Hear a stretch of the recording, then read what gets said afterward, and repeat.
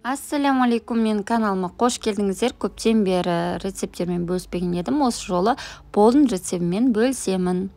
Ол үшін бізге креветка керек, королевский, өте тәмді.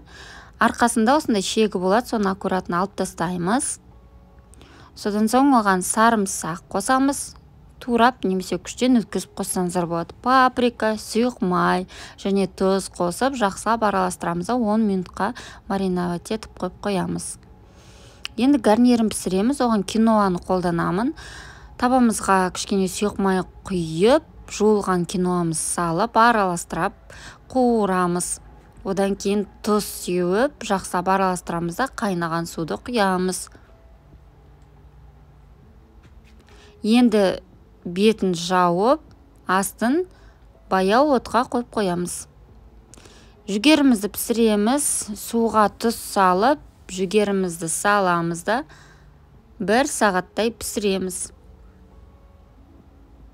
Міне жүгеріміз пісті. Енді суымыздан алып, 2-ге бөлеміз. Тұздаймыз. Одан соң сары май жағамыз. Жақсылап тұрып сары май жағамыз. Және грильницаға қойып, қызартып алсақ болады. Немесе грильницаларыңыз болмаса, осылай да қолдануға болады. Ничего страшного. Енді авокадомызды тураймыз. Мен осындай қоңыр авокадо алам. Өте дәмді, жұмсақ. Ал жасылын алсам, ылғи да пісет деп холодильникке қойып қойсам да, қанша күн тұрса да қап-қатты болады. Сондықтан қоңырын алыңыздар. Енді креветкаларымызды пісіреміз. 2 жағынан аударып, қызартып, 3 минуттай қуырып аламыз. Одан артық ұстаудың қажеті жоқ. Егер де одан артық ұстайтын болсақ, креветкаларымыз резинка болып қалады.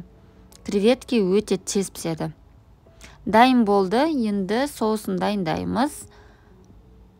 Дысымызға греческий йогурт саламыз, немесе қышқыл емес 15% қаймақ салсақ болады. Күштен өткізген қияр, кішкене сарымсақ қоссаңыздар болады.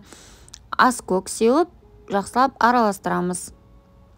Енді салат ретінде қолдануға болады бұл болды, немесе таңғы ас ретінде жеуге болады. Болымызды жинаймыз. Киноаға sweet chili, кисло-сладкий соусын қосып араластырып алған жақсы болады. Мен ұмытып кеттім де, үстіне ғана осылай сеуіп қойдым.